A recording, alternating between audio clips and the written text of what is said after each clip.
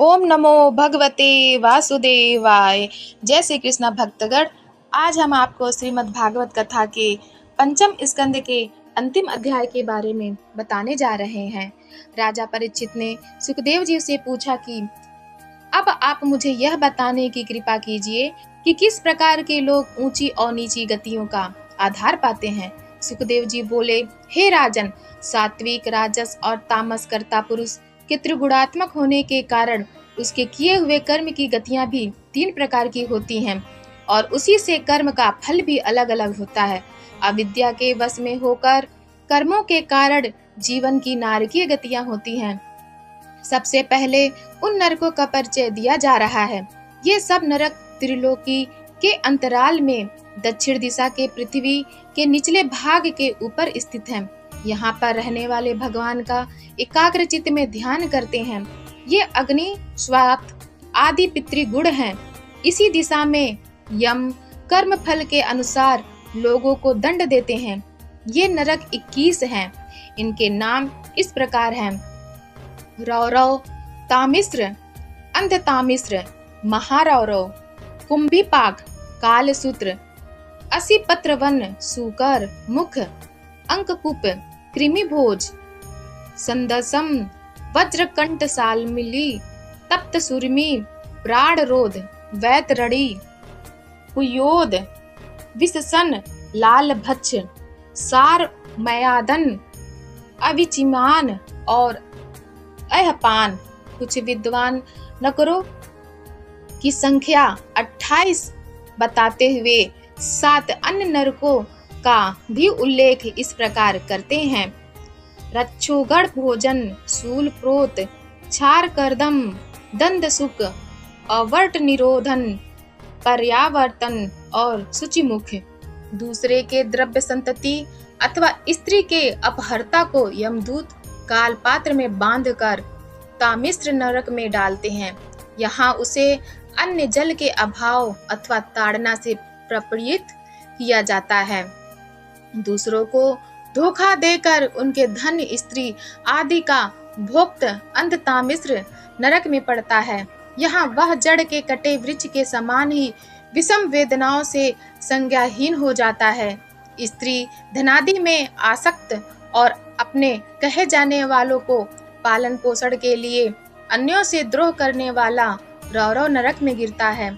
यहाँ सर्प से भी अधिक क्रूर रूरू नामक जीव उसे ठीक उसी प्रकार कष्ट पहुँचाते हैं जैसा उसने दूसरों को पहुँचाया था। किसी की चिंता न करके केवल अपने शरीर का ही पोषण करने वाला महारौरव नरक में जाता है। यहाँ कच्चा मांस खाने वाले रूरू मांस के लोभ में इसे काटते हैं। अपना पेट भरने के लिए पशु पक्षियों का हत्या करने वाला कुंभीपाक नरक में जाता है और वहां उसे खौलते तेल में डाला जाता है। माता पिता, ब्राह्मण और वेद से विरोध करने वाला कालसूत्र नरक में जाता है। यहाँ की 10 सहस्त्र योजन विस्तृत ताम्रमय भूमि से सूर्य और नीचे से अग्नि के दाह जलती रहती है। यहाँ आकर ताप से संतप्त जीव छटपटाता और तड़पता है। अकारण वैदिक मार्ग को छोड़कर पाखंड का आश्रय लेने वाला असिपत्र वन में जाता है। यहाँ के तापवन के तलवार के समान पैने पत्तों से उसका सारा शरीर छत विछत हो जाता है। निरपराध को दंडित करने वाला अथवा ब्राह्मण को शरीर दंड देने वाला राजा कर्मचारी सूकर मुख नरक में गिरता है और यहाँ कोल्हू में गन्ने के पेरने के समान ही उसके अंगों को कुचला जाता है। खटमल आदि जीवों की हिंसा करने वाला अंधकूप नरक में गिरता है। यहाँ उसे रेंगने वाले जंतु मच्छर, खटमल, मक्खी आदि काट काट कर विकल और विपन्न बना देते हैं। यज्ञ योगादि किए बिना अथवा बिना बांटे अकेला खाने वाला कृमि भोजन नरक में जाकर कृमि का जीवन बिताता है और कीड़ों का भोजन बनता है। आपत्ति न होने पर भी ब्राह्मण के द्रव्य का हरण करने वाला सदर्श नरक में पड़ता है, जहां उसे लोहों के गोलों से दागा जाता है और संडासी से उसकी खाल को नोचा जाता है। अगम्य अथवा अगम्य से भोग करने वाले स्त्री पुरुष तप्त सूर्मी नरक में पड़ते हैं, जहाँ तप्त लोक की मूर्ति से उन्हें आलिंगन करने के रूप में असाध्य दुख झेलना पड़ता है। पशु आदि के साथ व्यभिचार करने वाला वज्रकंठ सालमली नरक में जाता है, जहाँ उसे वज्र के समान कठोर कांटे वाला वृक्ष पर चढ़ाकर नीचे से खींचा जाता है। श्रेष्ठ कुलोत्पन्न होकर भी धर्म मर्यादा का उच्छेदन मल मूत्र रक्त पीव तथा मांस मज्जादि से भरी हुई वैतरणी नदी के नरक में जाता है तथा वहां के घृणित वातावरण में रहता हुआ वह जलज जीव जंतुओं से नोचा जाता है।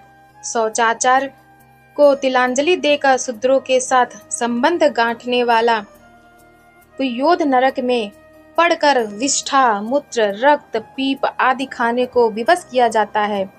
कुत्तों गधों को पालने वाला तथा शास्त्र विरुद्ध पशुओं का वध करने वाला ब्राह्मण प्राण रोध नरक में लाया जाकर यम के बाड़ों से बीधा जाता है। यज्ञों में पशु वध करने वाला पाखंडी विशस्न नरक में लाया जाकर यमदूतों से पीड़ित किया जाता है। सवर्ण भार्या को वीर्यपान कराने वाला अर्थात मुख्य मैथुन करने वाले कामातुर द्विज को यमदूतों द्वारा लाला भक्ष करक नरक में डाला जाता है। उन्हें वीर्य पिलाया जाता है।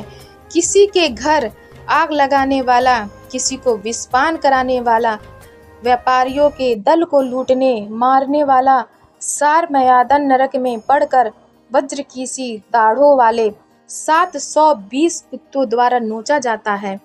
दान साक्ष्य और व्यापार में मिथ्याभासी अविचिमान नरक में पड़ता है। वहां उसे 100 योजन ऊंचे पहाड़ से सिर के बल नीचे प्रस्तर शिलाओं पर पटका जाता है। प्रतिद्विज मद्यपान करने पर अहयपान नरक में डाला जाता है, जहां आग से गलाया लोहा उनके मुंह में डाला जाता है। अपने सिर श्रेष्ठों का उचित समादर न करने वाले निम्न श्रेणी के जीव को सिर के बल क्षारक करदम नरक में गिराया जाता है। नर में धादी द्वारा भैरव यक्ष राक्षस आदि का पूजन करने वाला रक्षोगण भोजन नरक में पड़कर पशुओं का भोजन बनता है। वन जीवों को फुसलाकर अपने बंधन में रहने और उन्हें पीड़ित करने वाला सूल प्रोत में पड़ता है और सूलों में बींधा जाता है। अपने उग्र स्वभाव से दूसरे जीवों को पीड़ा पहुंचाने वाला दंत सूक नरक में पड़ता है तथा सर्पों का ग्रास बनता है।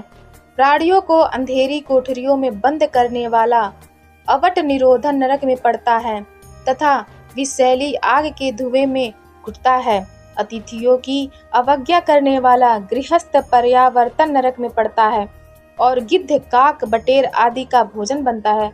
धन का अभिमानी और निरंतर धन वृद्धि के लिए पर्याप्त रहने वाला सूची मुख नरक में पड़ता है, जहां उसके अंगों को वस्त्रों के समान काटा और सिया जाता है। इस प्रकार सैकड़ों हजारों नरकों में जीव अपने कर्म के अनुसार जाता है और धर्मात्मा जीव स्वर्ग में जाता है। अपने कर्मों का फल पाने के लिए ही पुनर्जन्म लिया जाता है, लेकिन निवृत्ति मार्ग धर्म और अधर्म से परे है। उपनिषदों में वर्णित परमात्मा का निर्गुण स्वरूप मन और बुद्धि से परे है। फिर भी स्थूल रूप का वर्णन सुनकर उस निर्गुण निराकार का थोड़ा बहुत अनुभव किया जा सकता है। षष्ठम स्कंद की जानकारी प्राप्त करने के लिए आप हमारे चैनल सनातन कथा संग्रह को लाइक करें, शेयर करें और सब्सक्राइब करें। धन्यवाद।